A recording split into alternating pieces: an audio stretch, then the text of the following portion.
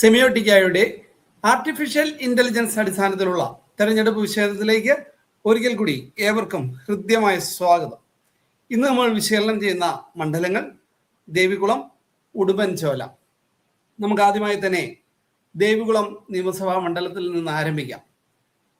ദേവികുളത്തെ LDF സ്ഥാനാർത്ഥി A Raja, UDF സ്ഥാനാർത്ഥി F രാജ, NDA സ്ഥാനാർത്ഥി S രാജേന്ദ്രൻ. 2021 നിയമസഭാ തെരഞ്ഞെടുപ്പിൽ LDF സ്ഥാനാർത്ഥിയായ A രാജ വ്യക്തമായ ഭൂരിപക്ഷം ഏകദേശം 51% വോട്ട് വീതം നേടി വിജയിച്ച മണ്ഡലമാണ് ദേവികുളം. നിലവിലത്തെ രാഷ്ട്രീയ സാഹചര്യത്തിൽ ഓരോ സ്ഥാനാർത്ഥികളുടെയും ജയപരാജയങ്ങളെ തീരുമാനിക്കുന്ന 5 പ്രധാന ഘടകങ്ങളിൽ ദേവികുളത്തെ സമ്മതിദായകർ എങ്ങനെ ഓരോ മുന്നണികളെയും വിലയിരുത്തുന്നു എന്ന് നമുക്ക് നോക്കാം. പ്രാദേശിക വികസനത്തിലും യുവജന പിന്തുണയിലും അവിടുത്തെ വോട്ടർമാർ 1ാം സ്ഥാനം LDFനാണ്, 2ാം സ്ഥാനം UDFനും കൊടുക്കുന്നു. വോട്ടർമാരുടെ ഇടയിലെ വിശ്വാസ്യതയിൽ UDF ആണ് 1ാമത്, LDF 2ാമത്. നേതൃപാടവത്തിലാകട്ടെ LDF 1ാമതാണ്, UDF 2ാമത്. സഹിഷ്ണുതാപരമായ രാഷ്ട്രീയത്തിൽ UDF 1ാമതാണ്, LDF 2ാമത്. ഓരോ സ്ഥാനാർത്ഥികളുടെയും ജയസാധ്യതകളെ ആർട്ടിഫിഷ്യൽ ഇന്റലിജൻസ് ഉപയോഗിച്ചുകൊണ്ട് സെമിയോട്ടിക്ക നിങ്ങൾക്കായി അവതരിപ്പിക്കുകയാണ്. നമുക്ക് നോക്കാം 2026 നിയമസഭാ തെരഞ്ഞെടുപ്പിൽ ദേവികുളം ആര് ജയിക്കും. ഇവിടെ ഒരു ഇഞ്ചോടിഞ്ച് പോരാട്ടമാണ് സെമിയോട്ടിക്ക പ്രവചിക്കുന്നത്. LDF സ്ഥാനാർത്ഥിക്ക് 48.7% വോട്ട് വിഹിതവും UDF സ്ഥാനാർത്ഥിക്ക് 47.31% വോട്ട് വിഹിതവും NDA സ്ഥാനാർത്ഥിക്ക് ഏകദേശം 4% വോട്ട് വിഹിതവുമാണ് സെമിയോട്ടിക്ക പ്രവചിക്കുന്നത്. ഇനി നമുക്ക് ഉടുമ്പൻചോല മണ്ഡലത്തിലേക്ക് പോകാം. അവിടുത്തെ LDF സ്ഥാനാർത്ഥി KK ജയേന്ദ്രൻ, UDF സ്ഥാനാർത്ഥി സേനാപതി വേണു, NDA സ്ഥാനാർത്ഥി സംഗീത വിശ്വനാഥൻ.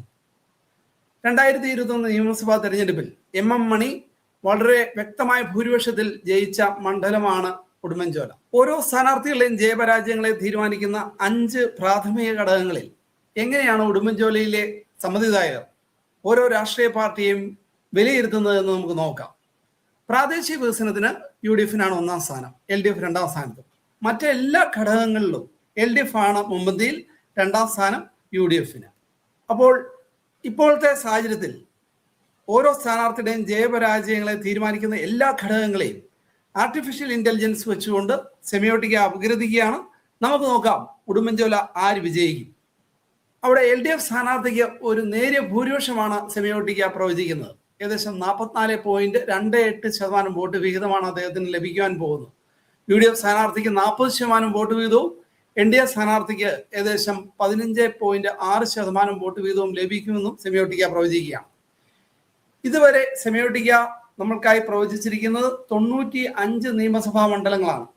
ഈ 95 നിയമസഭാ മണ്ഡലങ്ങളുടെ ഒരു സംക്ഷിപ്തമായ അവലോകനത്തിലേക്ക് നമ്മൾ പോവുകയാണ്.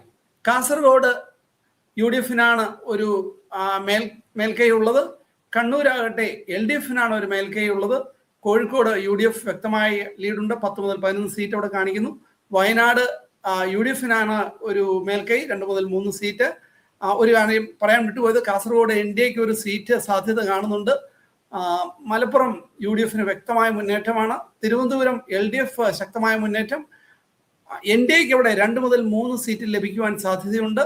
മറ്റ് നിയമസഭാ മണ്ഡലങ്ങളിൽ 15 മുതൽ 16 സീറ്റുകളാണ് UDFന്, LDFന് 17 മുതൽ 19, NDAക്ക് വീണ്ടും 1 മുതൽ 2 സീറ്റുമാണ്.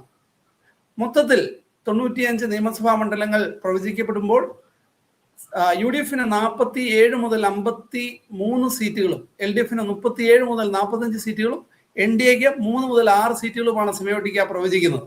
വീണ്ടും മറ്റൊരു മണ്ഡലവുമായി ഉടൻ തന്നെ ഞങ്ങൾ നിങ്ങളുടെ അരികിലേക്ക് എത്തുന്നതായിരിക്കും. Until then, we are signing off. Thank you everyone.